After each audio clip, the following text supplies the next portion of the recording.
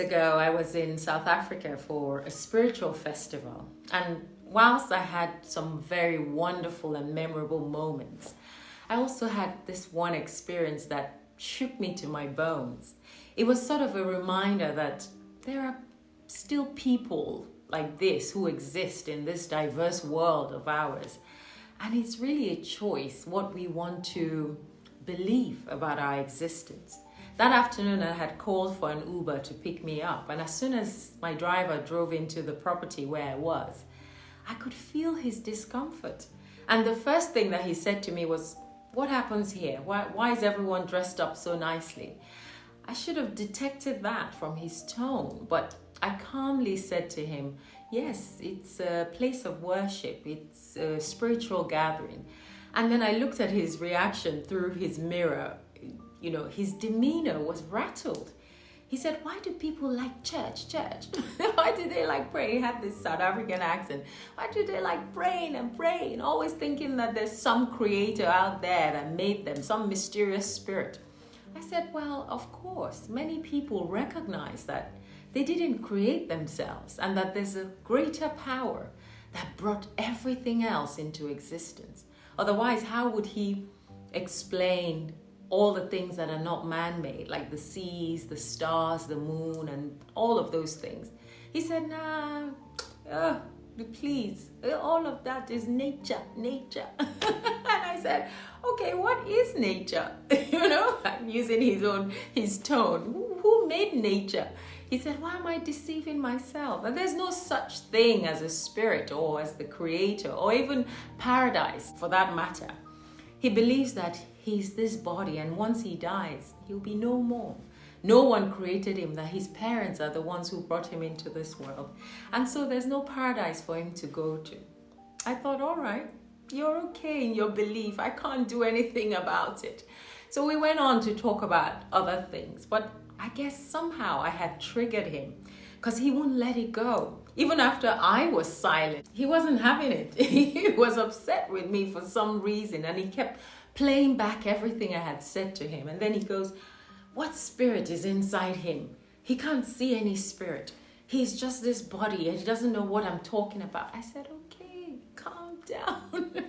I mean, I have heard of atheists, of course, but I haven't actually seen one who also does not believe that he is something other than his physical body, and also doesn't believe that there's even any continuation of life for him after he dies, and that when he dies, that's it, he's gone.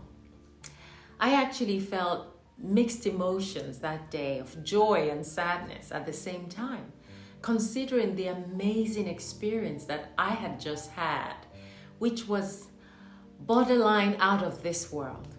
It made me even more appreciative of the experience that I had witnessed that day, and the grace that is bestowed on many of us to find knowledge about ourselves, about this creation, about our role in it. I realized that we can be on this planet, this same planet together. We can even be on the same African continent, that wonderful, rich African soil that we all share. We might even be in the same vicinity or even share a ride, but we live different realities as shaped by our beliefs and the knowledge of who we are and why we're here and what happens to us when we leave this place. And that excuse that you hear from seemingly normal people, right-thinking people, even good people, when they say, "Oh, please, nobody knows because no one has gone and come back to tell us." That has to be the dumbest thing that you can hear from an adult who has been blessed with a thinking faculty to seek for knowledge, but has now chosen a safe excuse to avoid doing this work for himself. It will be the same as deciding to use a Nokia phone in this day and age. Remember those Nokia phones we used to use instead of buying an iPhone? And yet you want to argue that there's no way in the world that anyone can FaceTime someone in China, that it's not possible. FaceTime? How? How can you see that person in China? Of course it's not possible for you because you are using a device that doesn't have that feature. So naturally, you can't make a video call. It'll be hard for you to believe that someone else can FaceTime someone in China. You don't have the right software. So it's not that something doesn't exist. It is that you lack the foundation for understanding its existence. Only those who have iPhones will understand the possibility of being able to FaceTime someone in China.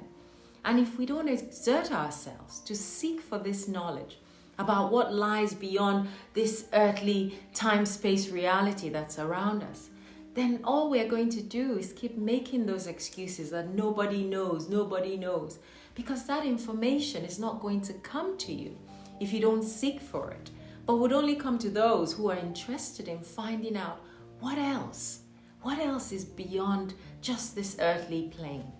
Seek and ye shall find are not mere words. It's actually a law in this creation. As I was nearing the end of my journey, I realized that also for him, this was probably an opportunity to open up a little bit, to see the possibilities that's out there. But he chose to totally close himself up. Think about this very carefully. No vessel can be filled if it stubbornly pretends to be full already. I'm going to say that again. If you think that you are full, nothing will ever fill you up. And then he said to me, as you know, the most painful thing for me is that when we all die, he wouldn't even be able to say to me, I told you so, because we will no longer exist. So I left him with these simple words. And yes, I said, you wouldn't be able to tell me because I wouldn't even be in your vicinity. Because when that time comes, we are each bound by a law in creation that like attracts like. And today he has just proven to me that we are not alike. He was so furious and angry, to say the least. But we had a good laugh about it in the end when he dropped me off at my hotel. But not before he asked my hotel porter if there's a heaven that he's going to. Obviously, he was looking for an ally. But the porter said to him, of course, heaven is real. He drove away very upset with me. And I went back to my room, and in that moment, I had to give thanks once again for the blessing of knowing. I hope that from time to time, we can let it sink in us how blessed we are to have that knowledge of our Creator and His creation. So until next time, be gentle with yourself. And if you ever come across those who don't believe in anything similar to what you believe in, who are completely different from you, still be gentle with them as well. We are not all cut out from the same cloth. And that's what makes each of us unique and different. Bye for now.